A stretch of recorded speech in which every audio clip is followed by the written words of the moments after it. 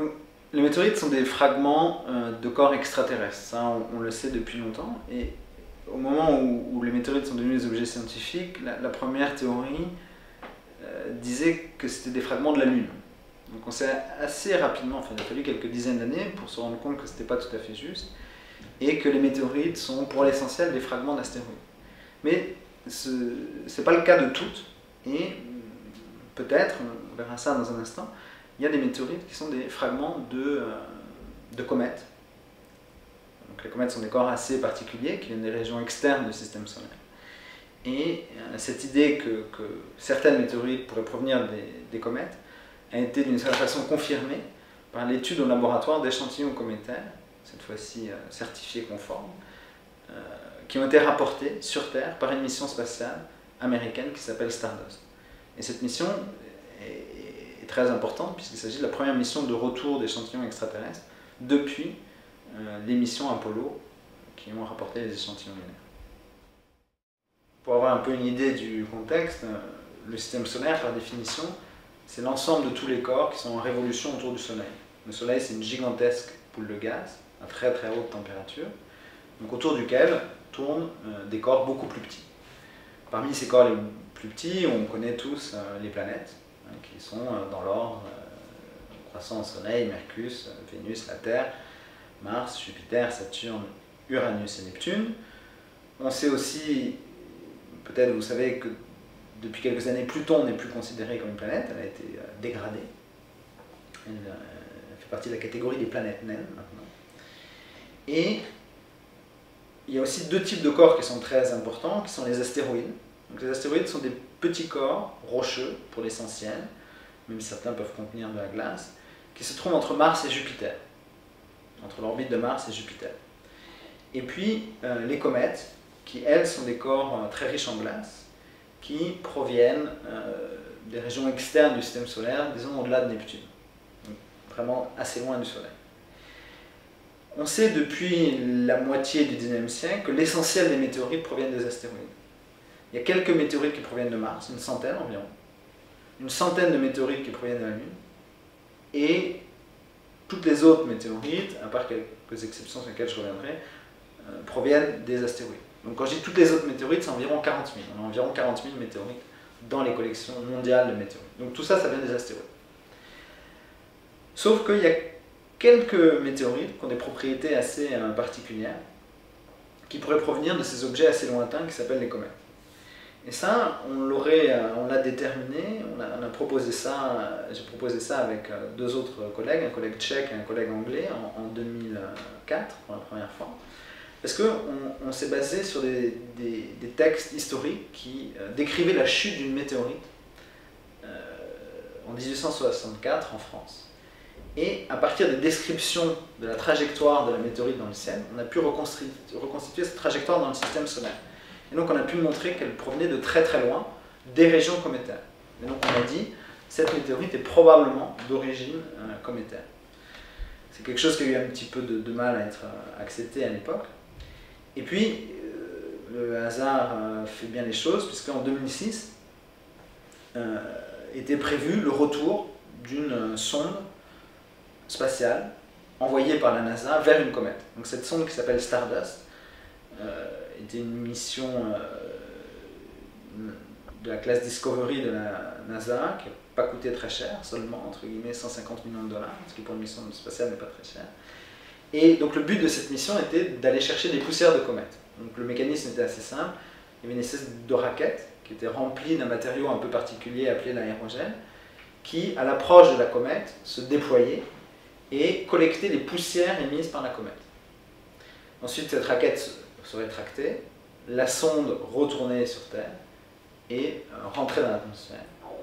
Et son chargement a été récupéré.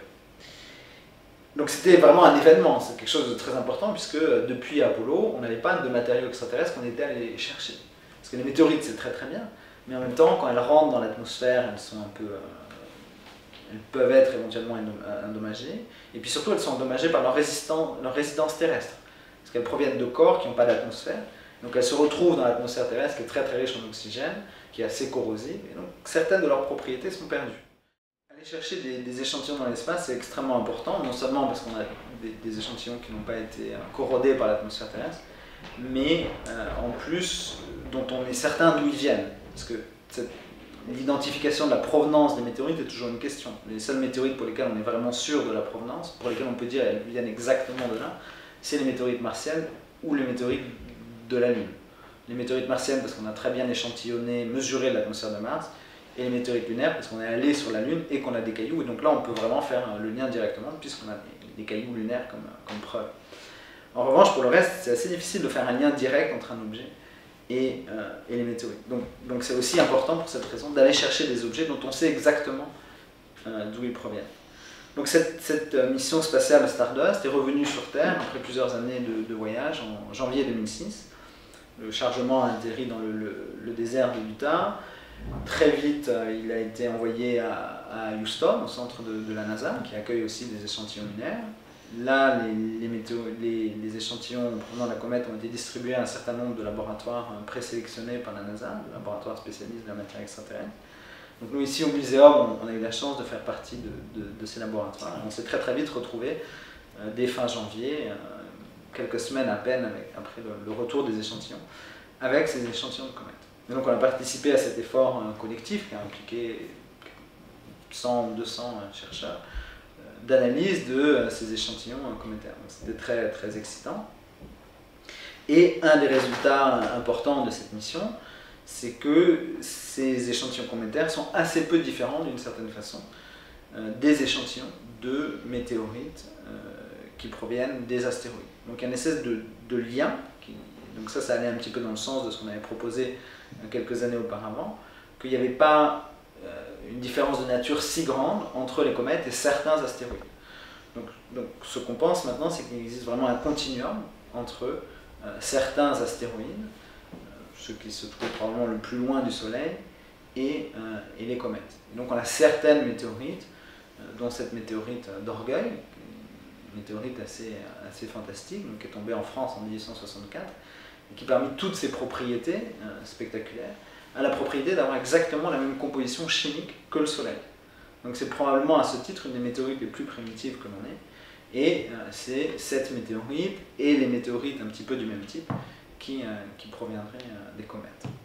Et donc on voit avec cette histoire combien c'est important d'envoyer des sondes dans l'espace pour aller collecter des échantillons et avoir un contexte, pour avoir une pierre de touche, pour vraiment voir ces missions d'échantillonnage comme des missions qui fournissent des pierres de touche pour ensuite comprendre d'où provient la matière extraterrestre. Évidemment, ce sont des missions qui coûtent plus cher que les missions d'observation, mais il y a aussi une autre raison pour laquelle ces missions sont extrêmement importantes, c'est qu'une fois que vous avez les cailloux sur Terre, vous pouvez continuer à les étudier pendant des dizaines, des centaines d'années. Donc la dernière mission d'échantillon de la Lune, d'échantillonnage de la Lune, la dernière mission Apollo, c'est 1972, donc il y a plus de 40 ans. Et la NASA reçoit toujours chaque année des dizaines, voire des centaines de demandes d'échantillons lunaires qui sont étudiées avec des instruments beaucoup plus sophistiqués que les instruments qui existaient il y a 40 ans. Donc ça veut dire que par rapport à des missions qu'on envoie dans l'espace à un moment donné et qui vont faire des mesures, c'est toujours avec la technologie du temps présent, qui est ce qu'elle est, qui est évidemment la meilleure possible, mais qui est ce qu'elle est. En revanche, une fois que vous avez des échantillons sur Terre, que vous les conservez avec tout le soin qu'il faut, comme on conserve les météorites d'ailleurs, eh bien vous pouvez étudier ces échantillons aussi longtemps que vous pouvez et en bénéficiant année après année, décennie après décennie, des améliorations technologiques. Donc les météorites viennent d'ailleurs, viennent d'en dehors de la Terre. Elles proviennent toutes du système solaire. On n'a pas de météorites à ce jour qui proviendraient d'autres systèmes solaires, tout simplement parce que les systèmes solaires sont très isolés les uns des autres. L'étoile la plus proche est très loin.